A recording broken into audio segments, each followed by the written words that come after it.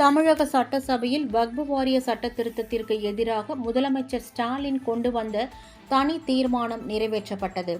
வக்பு வாரிய சட்ட திருத்த மசோதாவுக்கு எதிராக தமிழ்நாடு சட்டப்பேரவையில் முதலமைச்சர் மு.க.ஸ்டாலின் தனி தீர்மானம் கொண்டு வந்தார்.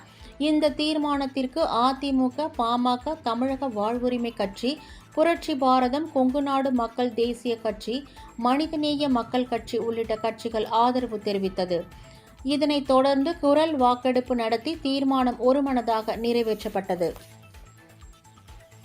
ஒன்றிய அரசால் 2024ஆம் ஆண்டு கொண்டுவரப்பட்டிருக்கின்ற இந்த வகுப்பு வாரியத்திற்கான திருத்த மசோதா என்பது இந்தியாவின் பன்முகத்தன்மைக்கும் இந்தியாவின் ஒற்றுமைக்கும் மொழிவழி சிறுபான்மை மக்களில் இருந்து மத ரீதியான சிறுபான்மை மக்கள் வரை அனைவருடைய சுதந்திரத்தை பறிக்கக்கூடிய ஒரு மோசமான சட்ட மசோதா. இது இந்திய அரசியலமைப்பு சட்டம் சிறுபான்மை மக்களுக்கு வழங்கப்பட்டிருக்கின்ற உறுப்பு 26க்கு எதிரான ஒரு சட்டம்.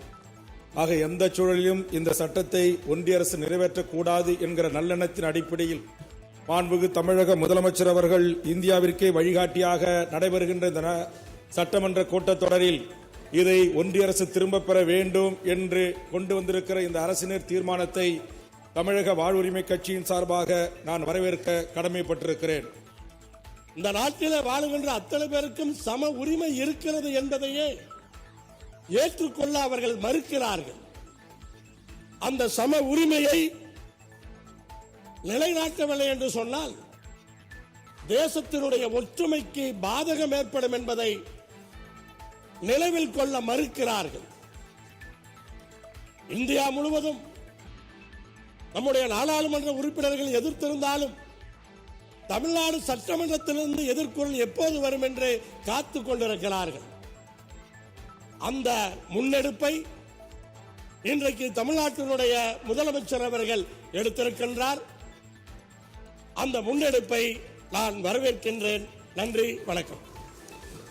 மாண்புமிகு உறுப்பினர் முனைவர் எம்.ஹெச். ஜவாஹிர்லா நாடாளுமன்றத்தில் தாக்கல் செய்திருக்கின்ற வக்ஃபு திருத்த சட்ட முன்வடிவு 2024 திரும்ப பெற வேண்டும் என்ற மிக சிறப்பான தீர்மானத்தை மாண்புமிகு முதலமைச்சர் அவர்கள் முன்மொழிந்ததற்கு என்னுடைய நன்றியை தெரிவித்து அதை நான் வழிமொழிகின்றேன்.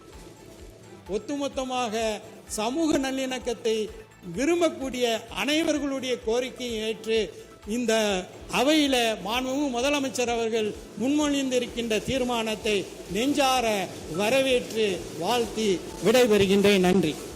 மாண்புமிகு உறுப்பினர் எஸ்.பி. வேலுமணி அவர்கள். வக்ஃபு வாரிய சட்டத்திற்கு 1937 அரசியல் சாசன பாதுகாப்பு வழங்கப்பட்டது.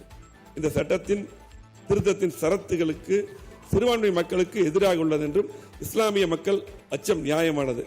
எனவே இன்று தமிழக சட்டப்பேரவையில் தாக்கல் செய்துள்ள மத்திய அரசு சிறுபான்மை மக்களின் உணர்வுகளை மதித்து நாடாளுமன்றத்தில் தாக்கல் செய்யப்பட்ட வக்ஃபு வாரிய சட்ட திருத்த மசோதாவை கைவிட வேண்டும் என வலியுறுத்தி மாண்புமிகு முதலமைச்சர் அவர்கள் கொண்டு வந்த தீர்மானத்தை அனைத்து இந்திய அண்ணா திராவிட முன்னேற்ற கழகம் சார்பில் ஆதரிக்கிறேன்.